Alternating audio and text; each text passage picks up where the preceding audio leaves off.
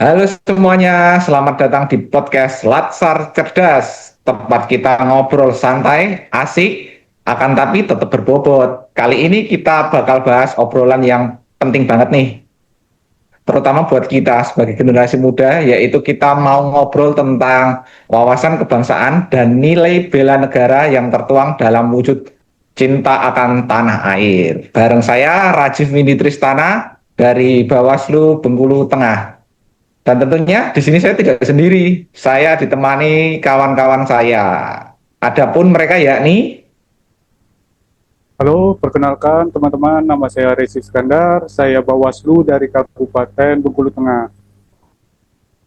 Halo teman-teman, saya Yulianto dari Bawaslu Kabupaten Bengkulu Tengah. Halo teman-teman, nama saya Alvin dari Bawaslu Bengkulu Selatan. Halo semuanya, nama saya Uun dari Bawaslu Kabupaten Bengkulu Selatan. ya terima kasih teman-teman. Gini nih, kita mau masuk ke pembahasan nih. Kalau ngomongin wawasan kebangsaan nih, pasti apa yang ada di dalam pikiran teman-teman nih. Kalau dari Mas Resi dulu nih, apa yang Anda pikirkan ketika ada pertanyaan tentang wawasan kebangsaan itu apa? Oke, baik Mas Cip. Sebelumnya saya berterima kasih ya Mas Cip atas kesempatan untuk menghadiri podcastnya Mas Rajib, dan semoga harapannya apa yang kita sampaikan hari ini bermanfaat untuk yang nonton. Nah, tadi pertanyaannya menarik sekali ya Mas Cip, terkait wawasan kebangsaan ya.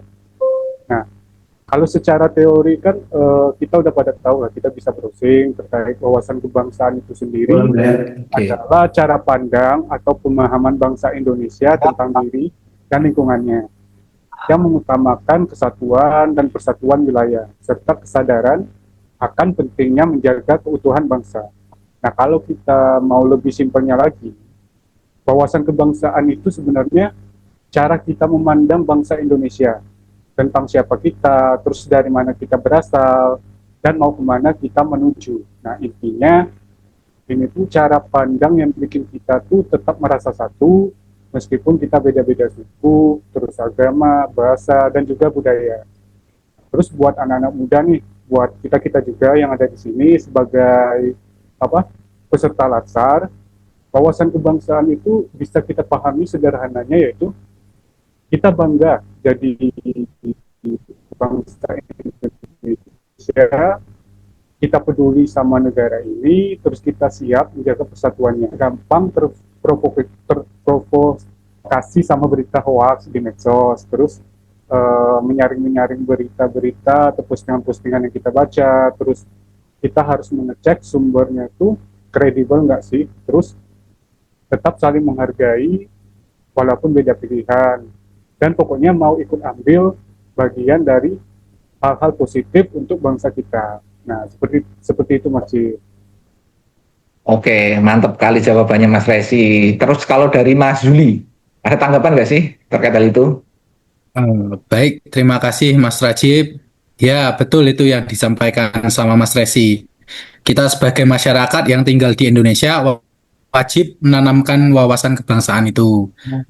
Mulai dari pemahaman mendalam tentang sejarah perjuangan, nilai-nilai Pancasila, Bhinneka Tunggal Ika, sebagai dasar identitas nasional yang kokoh, serta upaya mencapai tujuan nasional yang berpedoman pada Pancasila dan Undang-Undang Dasar 1945.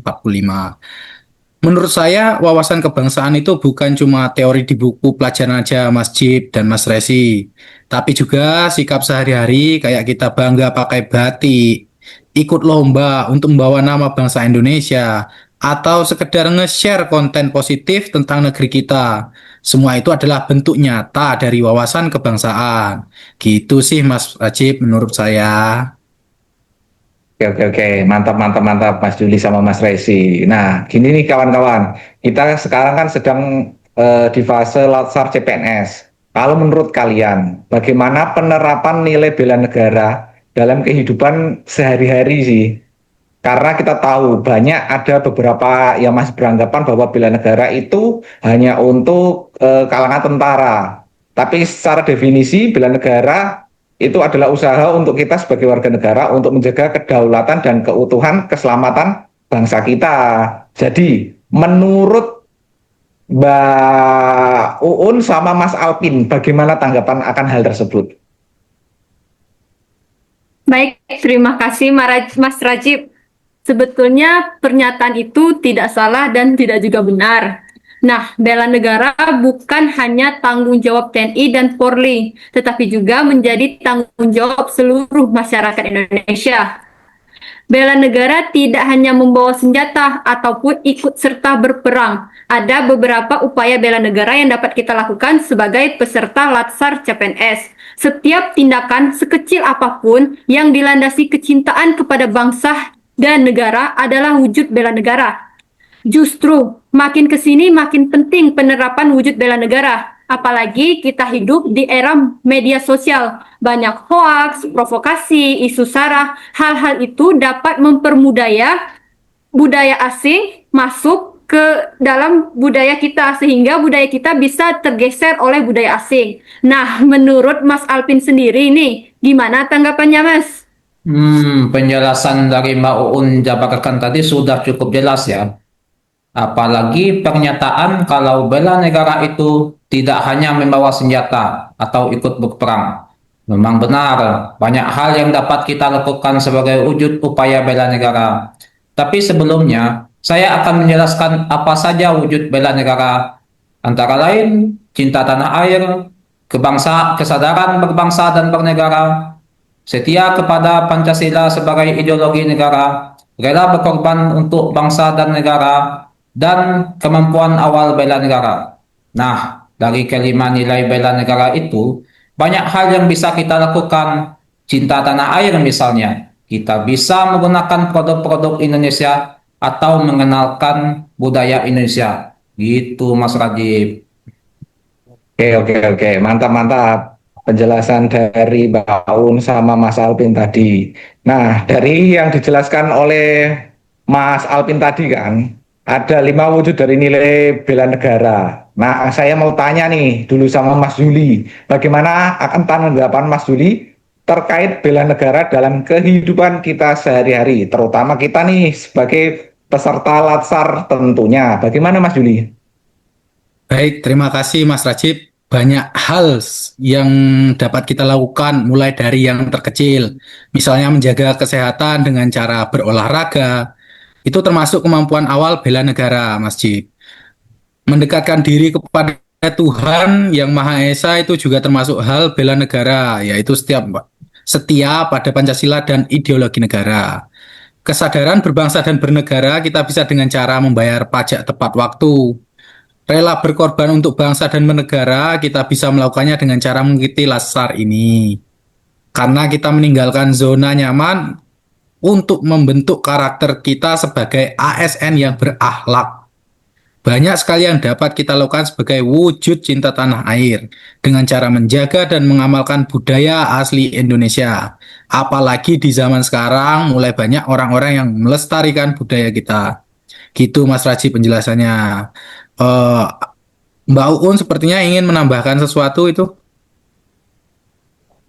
Sebenarnya itu sudah sangat jelas ya Mas Yuli, tapi baiklah saya akan sedikit menambahkan nilai bela negara pada poin terkait cinta tanah air.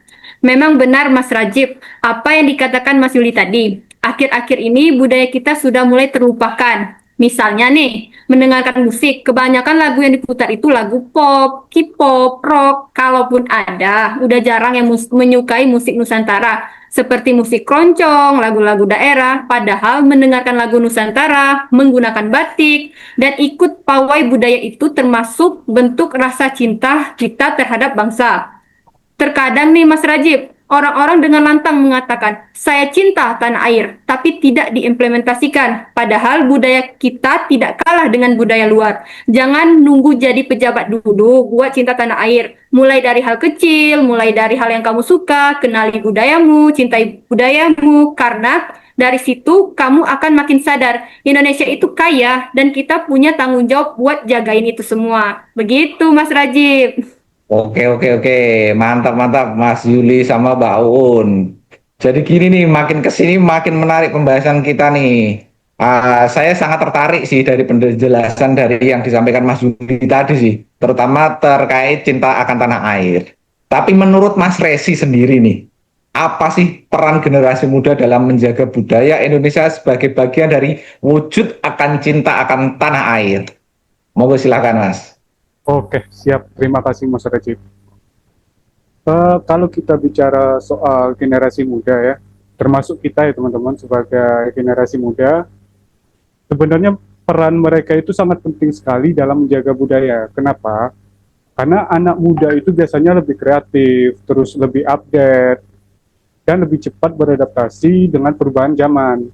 Nah, cinta tanah air itu nggak harus selalu ditunjukkan dengan hal-hal yang besar, tapi bisa lewat hal yang sederhana. Misal, ikut melestarikan budaya daerah, seperti yang disinggung Mas Yul, Mas Alvin, sama Mbak Uun sebelumnya, misalnya bangga memakai baju batik saat acara-acara resmi, terus mempelajari tarian-tarian tradisional, atau bahkan sekedar mengenalkan makanan khas lewat medsos kita. Nah itu semua sudah termasuk bentuk dari cinta tanah air. Dan juga yang paling penting ya teman-teman, generasi-generasi muda zaman sekarang ini tuh juga bisa jadi jembatan antara budaya tradisional dengan teknologi modern. Contohnya bikin konten TikTok atau Instagram tentang kearifan lokal, terus makanan-makanan tradisional, lagu daerah, dan masih banyak budaya-budaya Indonesia yang lainnya. Nah, dengan cara ini, budaya Indonesia itu nggak cuma bertahan, tapi kita bisa mempromosikan budaya-budaya Indonesia agar dikenal lebih luas sampai ke mancanegara. Nah, seperti itu, Mas Ci. Oke, mantap banget Mas Resi. Tapi kalau dari Mas Alvin, kira-kira bagaimana? Saya setuju tadi tanggapan dari Mas Resi. Kita sebagai generasi muda patut bangga akan kekayaan budaya di bangsa kita, yang mana budaya kita itu unik dan menarik untuk kita bahas. Contohnya, budaya di Toraja yang unik yaitu Rambu Solo. Rambu Solo adalah upacara adat kematian khas masyarakat Toraja di Sulawesi Utara yang terkenal megah, sakral, dan penuh simbol. Upacara ini tidak hanya menjadi prosesi pemakaman, tetapi juga bentuk penghormatan tertinggi kepada arwah leluhur. Dalam kepercayaan tradisional Toraja, kematian bukanlah akhir, melainkan perjalanan menuju alam roh. Karena itu, Rambu Solo dilakukan dengan penuh persiapan, bahkan bisa berlangsung berhari-hari hingga berminggu-minggu. Upacara ini melibatkan keluarga besar dan masyarakat sekitar, serta biasanya diiringi dengan penyembelihan kerbau dan babi dalam jumlah besar, sebagai simbol penghormatan dan bekal roh untuk menuju kehidupan setelah kematian. Kekayaan budaya ini adalah identitas kita, sekaligus modal besar untuk melangkah ke masa depan. Bukan untuk dipertahankan dengan kaku, tetapi untuk dikembangkan dengan kreatif agar tetap bernyawa di hati generasi muda kita. Kalau bukan kita yang melestarikan budaya kita, siapa lagi? Nanti kekayaan budaya kita ini bisa punah. Gitu Mas Rajib. Oke, mantap kawan-kawan semuanya. Itu tadi sih obrolan seru kita tentang wawasan kebangsaan dan nilai-nilai bela negara yang tertuang dalam wujud akan cinta akan tanah air. Intinya, ini bukan cuma teori, tapi sikap hidup. Jadi, jangan tunggu buat kita cinta akan tanah air. Karena Indonesia butuh anak muda yang peduli, berpikir terbuka, dan tetap kritis. Yuk, kita generasi muda yang menjaga persatuan, bukan perpecahan. Terima kasih kawan-kawan sudah mau ngobrol bareng di podcast Lasar Cerdas hari ini. Kita tutup obrolan kali ini. Kami pamit undur diri. Salam bela negara. Bela negara. Salam bela negara. Bela negara.